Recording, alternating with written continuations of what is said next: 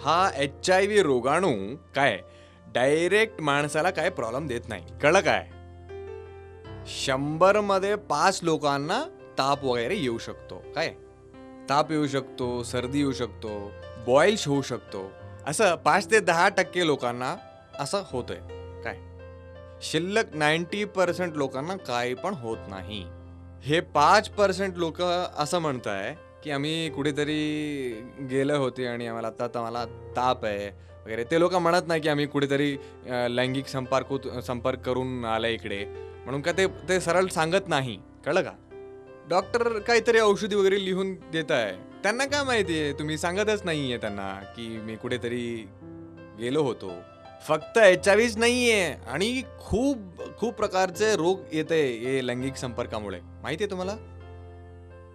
कळलं काय तुम्हाला? अनसेफ सेक्शुअल इंटरकोर्स झाल्यानंतर 2रा दिवस, 3रा दिवस, 5वा दिवस आणि आफ्टर 21 डेज तुम्हाला रोग येणं प्रारंभ होतोय. मूत्राला जाताना तुम्हाला जळणं आणि पस यायचं आणि काय जन्नांवर फोडं व्हायचं, हे सगळे HIVचे लक्षण आहे.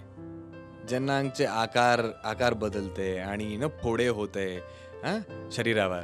डॉक्टरला सगळं कळतंय तुम्हाला लक्षण पाहून त्यांनीच तुम्हाला सांगताय की तुम्हाला HIV आणि अदर डिसीजेस तुम्हाला झाले म्हणून. HIVला काय लक्षण असं लवकर दिसत नाही, त्यामुळे तुम्हाला पण कळत नाही की तुम्हाला झालंय म्हणून, कळलं का? तुम्हाला काहीतरी परत तुम्हाला शरीरात बाधा झालं तरच डॉक्टरला कळेल, अथवा तुम्हाला ऑपरेशन करायचं आणि डिलिव्हरी टाइम मध्ये डॉक्टरांना कळतंय. कळलं का? डिलिव्हरी टाइम मध्ये आम्ही टेस्ट करतोय आणि तुम्हाला सांगतोय की HIV आहे की नाही, काय नाहीतर तुम्हाला काय कळत नाही. ब्लड टेस्ट झाल्यावर तुम्हाला कळतंय. HIV व्हायरसमुळे आम्हाला नक्की रोग कळत नाही. म्हणजे कसं काय? व्हायरस काय करतंय? HIV व्हायरस माणसाला काय करतंय? काय करते सांगा? कळणं माहित नाही, तुम्हाला पण माहित नाही, काय की नाही? HIV व्हायरस जे आहे माणसांमध्ये रक्त असतं, माहिती आहे ना? काय व्हायरस रक्तांमध्ये एंटर झाल्यावर रक्तात पांढरे रक्तकण म्हणून असते.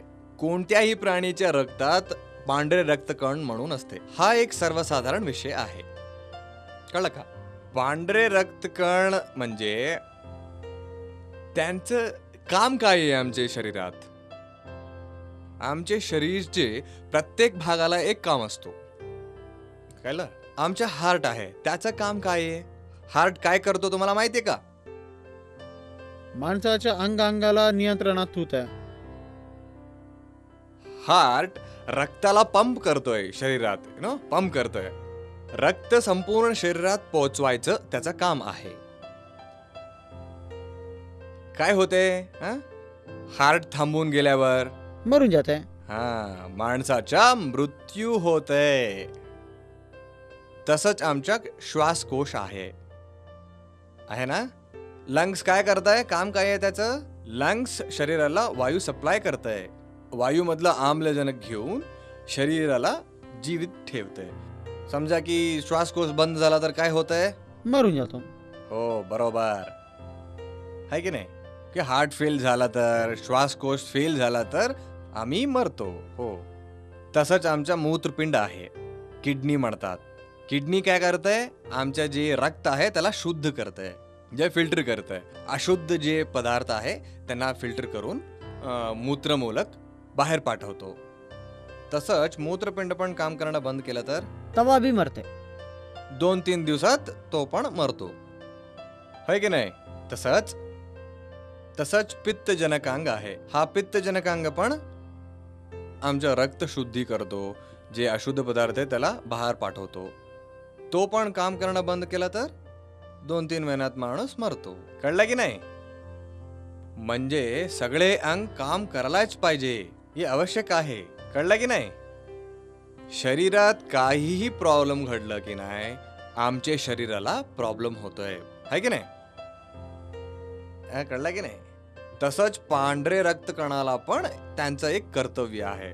तुम्हाला माहिती का काय करते पांढरे रक्तकण? रक्त उत्पन्न करायचं. रक्ताला तेच उत्पादन करतंय का? हा, सांगा काय करताय? मी एक एक्झाम्पल देतोय तुम्हाला. शत्रू येतात आणि आमच्या देशाला अतिक्रमण करून घेतात. आमचे सैनिक तिकडे असले तर काय होतंय? शत्रू आत याल होत नाही.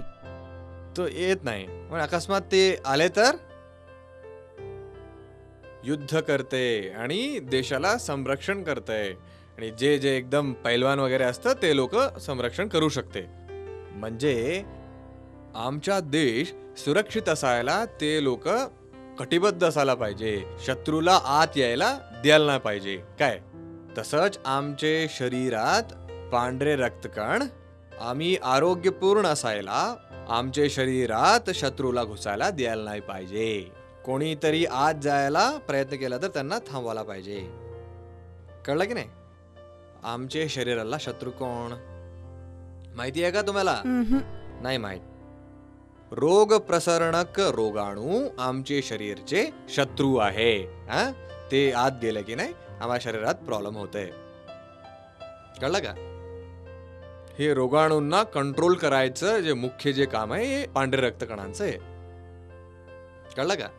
हे रोगाणू कुठे असते? कुठे असतं? आमचे आजूबाजूचे परिसरात. वायू, पाणी, जेवण कुठेतरी असू शकतो. आणि माणसांमध्ये पण असू शकतो.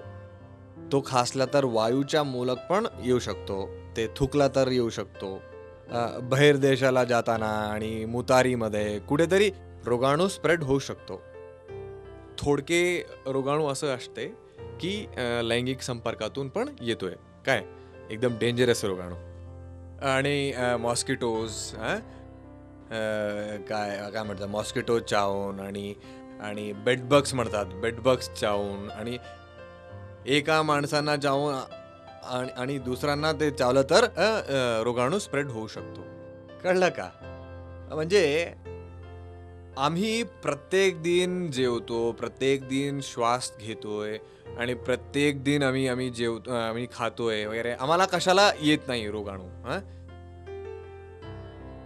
वायूमध्ये रोग प्रसरण करणारे रोगाणू असतं की नाही? काय वायूमध्ये रोगाणू नसते? राहतोय सर. पाणीमध्ये नसते का? काय पण हे म्हणतात की नसते. काय सांगा असते की नाही? तुम्हाला मी एक्झाम्पल देतोय. वायूमध्ये रोगाणू असतं की नाहीये? काय करा, देवांसमोर खोपरा फोडून ठेवा. 2-3 दिवस सोडा आणि पहा काय होतंय. खोपऱ्याला बूस्ट होतंय है की नाही? बूस्ट येतंय की नाही? एकदम हरवा पांढरा बूस्ट कुठून आला? वायूमधले रोगाणू आणि धुळात असलेले रोगाणूमुळे बूस्ट आला खोपऱ्यावर. पाणी बदलला म्हणून तुम्हाला रोग येते की नाही? है की नाही? बाहेर जाता तुम्ही उलटी होते की नाही? तसंच टायफॉइड पण होऊ शकतो. म्हणजे आमच्या परिसरात खूप रोगाणू असते. होय की नाही? आणि प्रति दिवस आम्ही वायू घेतोय, खातोय, पितोय, पण आम्हाला रोग येते का? होय की नाही? म्हणजे 1 वर्षात एकदा येते. कशाला? म्हणजे नवीन प्रकारचे रोगाणू काहीतरी परिसरात आले तेव्हा काहीतरी होऊ शकतो असं. कळलं की नाही? ओल्ड रोगाणू असले तर आमचे जे पांढरे रक्तकण आहे त्याला फाईट करून बाहेर पाठवतो. आम्हाला रोग वगैरे येत नाही. काय ऐका, प्रत्येक पक्षी, प्राणी, माणूस कोणी असेल त्यांच्या शरीरात पांढरे रक्तकण असायला पाहिजे. तेव्हाच आम्ही आरोग्यवंत राहू शकतो. सृष्टी कसा माहितीये तुम्हाला? जेव्हा आम्ही आईच्या गर्भात असतो तेव्हाच पांढरे रक्तकणांचे प्रोडक्शन चालू होते. कळलं का? आमचे अंतिम समयापर्यंत पांढरे रक्तकणांचे उत्पत्ती होते. कळलं का?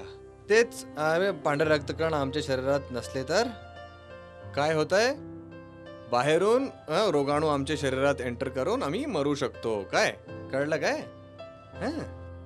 किती इम्पॉर्टंट आहे बघा. काय